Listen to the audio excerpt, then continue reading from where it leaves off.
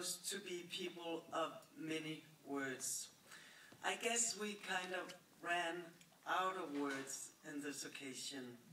So please bear over with us if you find now when I'm going to read the motivation for the Grand Prix that you have heard just some of these words once before.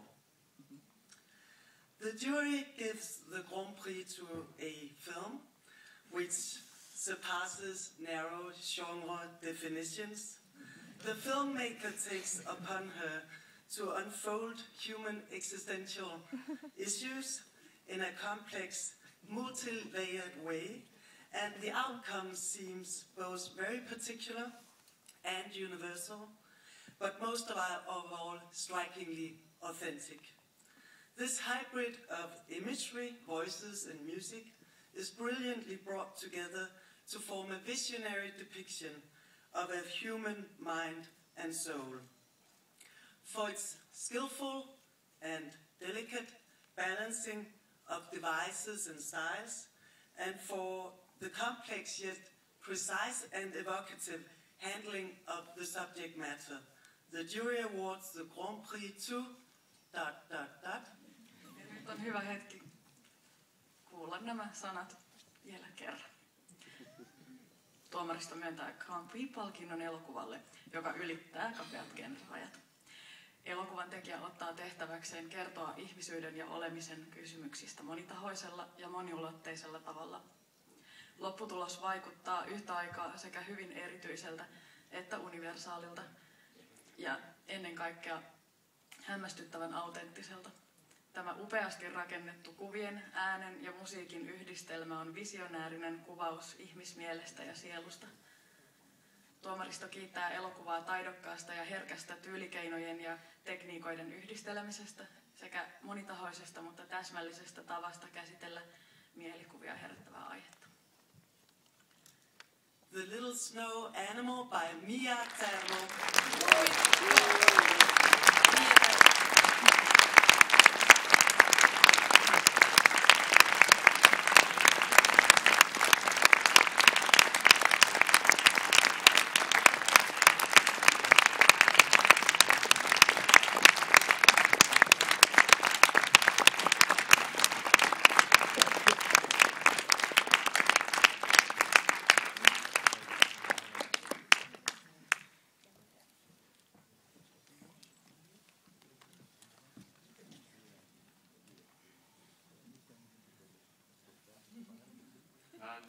This is the third time in the history of Tampere Film Festival that a domestic Finnish film wins the Grand Prix. Eli tämä on 3. kerta Tampereen historiassa, kun pääpalkinto kansainvälisessä kilpailussa menee suomalaiselle elokuvalle.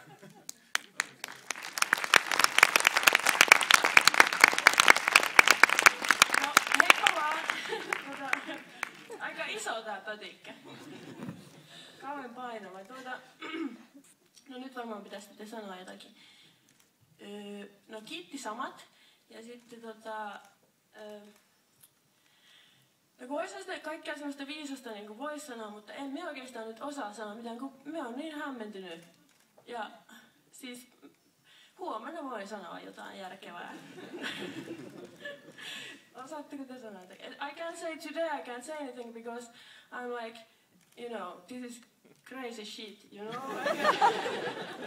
I can't say anything else, and if I say even worse, and then I embarrass myself and them, and I ruined everything. So better if I don't say anything. So if they want to say something reasonable. And thank you for the jury. This is really nice.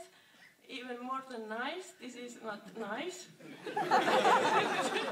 Yes, now I stop. Okay, bye.